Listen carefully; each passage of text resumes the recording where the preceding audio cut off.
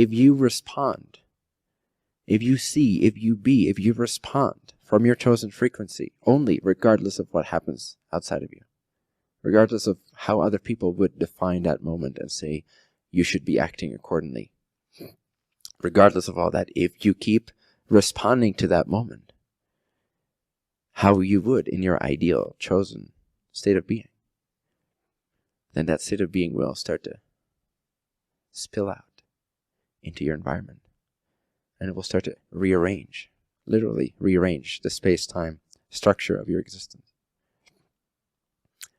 This is how energy operates. It responds to you. Because energy, which is everything, does not have a will. It does not have a consciousness of its own. It has a consciousness in a sense, but it does not have a will of its own. Meaning that circumstances cannot actually impose upon you anything. They never have. Circumstances have never imposed upon you a single thing. Every single choice you made was made based on your own beliefs, based on your own perceptions, based on your own choices. It may have seemed like it was somehow indicated by circumstances, but this has never actually been the case. You have simply chosen, you've simply given your permission to make decisions based on how things looked in your life. But that was still out of your decision. That was still out of your self-permission. It actually was not indicated physically by your circumstances. And so since energy does not have a will of its own, it does not have an intention for your life, it does not have an inherent set of meanings and values. It literally is up to you, consciousness.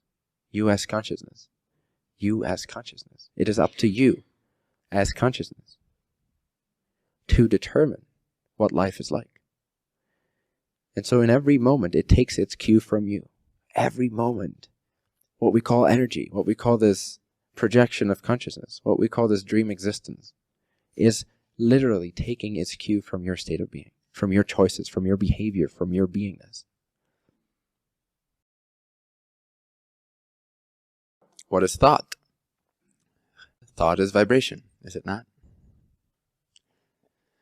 Thought has many layers. Thought has much more of a depth than we, especially in spiritual circles, give it credit for. Thought is not just, a word in your mind. Thought is actually a very profound frequency of being. It's a state of being. On the surface, it may be a word. It may be translatable to your mind.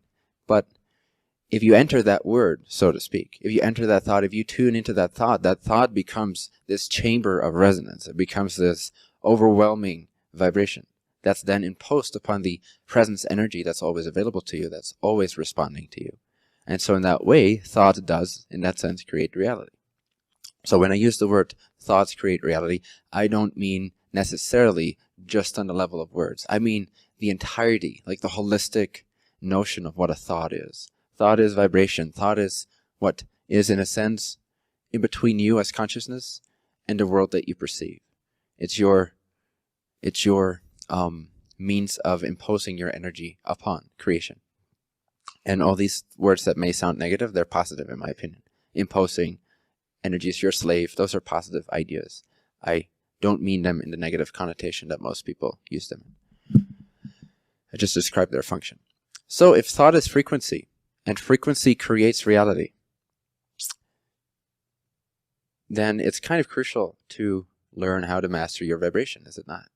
Because it will shape everything. Not that circumstance is ultimately that crucial to your being, but it shapes everything. It shapes your state of being. It shapes the thoughts that will flow from that. It will shape the actions you take. It will shape to what degree you will be expressing yourself. It will shape the relationships you have. It will shape the lessons you learn, how effectively you learn them, how fast you learn them, how much you expand from them or contract from them. It will shape your physical reality, your actual circumstances. It will shape your space-time experience. So, in that sense, thought is pretty crucial.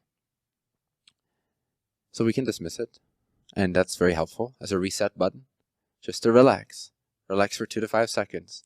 Give away all personal self ideas. Give away all identity. Give away all thoughts. Give it back to life. Give it back to God. Give it back to source. Give it back to present energy. and see the clarity that you are. Notice the freedom that you are, the space that you are, the consciousness that you are, that which never leaves, the container for the contents. Contents is presence energy, formed by presence energy. You are the container, ultimately speaking. But you are also its contents. You are also presence energy, because creation is not complete without expression. The one is not complete without expressing itself. That's why it's expressing itself. Otherwise, it wouldn't do it. If it was already complete in that sense, if it had nowhere else to go, it would not be having this experience. You, as a co-creator, as an individuation of this all that is consciousness, would not be putting me in this chair right now, along with everyone else in the chair next to you. So, pick a thought, but pick wisely.